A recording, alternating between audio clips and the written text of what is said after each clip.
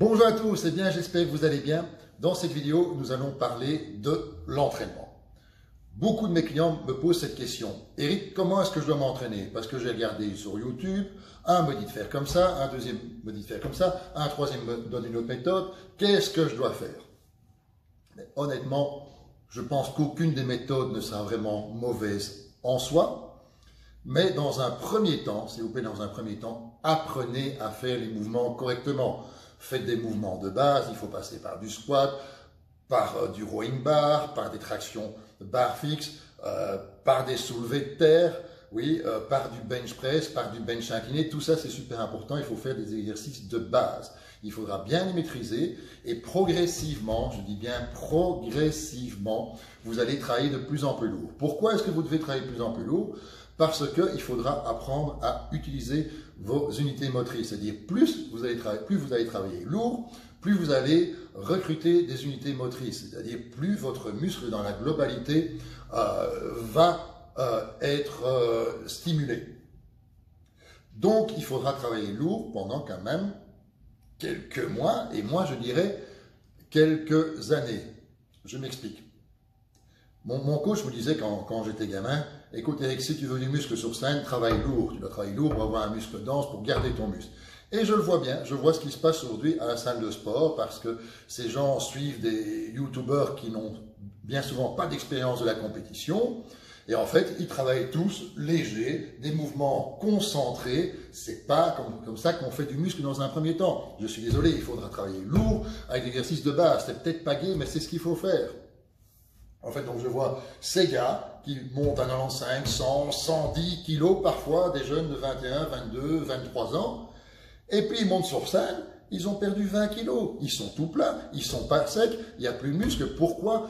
Parce que ce muscle n'a pas été formé, il n'y a aucune maturité. C'est un muscle gonflé d'eau dû à, je ne crache pas dans la soupe parce que je l'ai fait aussi à l'usage de stéroïdes anabolisants, mais il faut absolument prendre lourd pour construire de la fibre. Si on ne prend pas lourd, on ne construira jamais de fibre musculaire et au premier régime, vous perdez absolument tout votre muscle. Bon, ça c'était une petite parenthèse. Maintenant, quel type d'entraînement il faut faire? Donc, comme je vous ai dit, pour un débutant, il faudra prendre lourd pendant quelques mois. Rien ne vous empêche de temps en temps de faire une séance plus légère, de faire du superset, de faire du drop set. Ça, je l'ai expliqué en fait dans la vidéo mollet récalcitrant. Vous pouvez trouver tout ça, les techniques d'entraînement. Mais au départ, apprenez à travailler lourd à partir du moment où vous maîtrisez bien le mouvement. C'est super important. Maintenant, une fois que vous avez travaillé lourd un certain temps, je vous conseille après de travailler un petit peu par cycle. On conseillait à mon époque des cycles de 6 semaines. Pourquoi pas garder les cycles de 6 semaines pour un débutant et même une personne intermédiaire?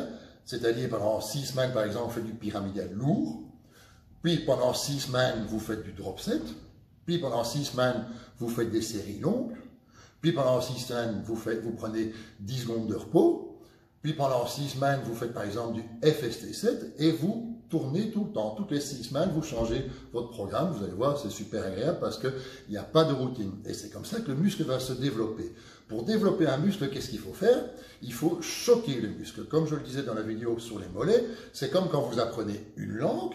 Vous devez employer tout le temps des phrases différentes, employer des autres constructions pour évoluer dans la langue. Même chose si vous étudiez les mathématiques, vous n'allez pas toujours faire les mêmes calculs, vous allez faire d'autres calculs. C'est la même chose pour un muscle, c'est très important, il faut tout le temps choquer le muscle. Alors aussi, moi je vois parfois, très souvent, des gens, j'ai fait une vidéo sur les squats, qui font des squats de quelques centimètres, ou qui font du bench press et qui descendent là avec du 150 kg et qui remontent.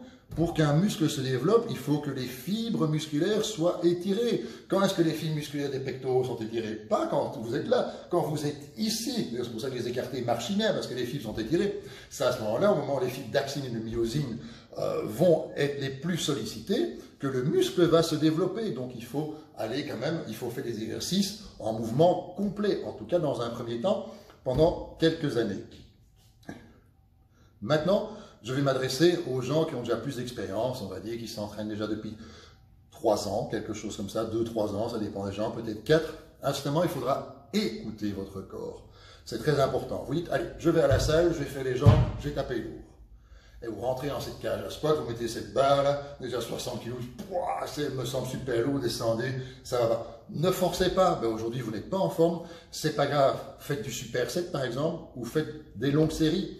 Vous allez voir avec les années, vous allez travailler à l'instinct, vous allez avoir une espèce de feeling, tiens aujourd'hui je suis en forme, je mets mon bench, les 60 kg passent tout seul, les 80 aussi, je travaille en pyramidal lourd.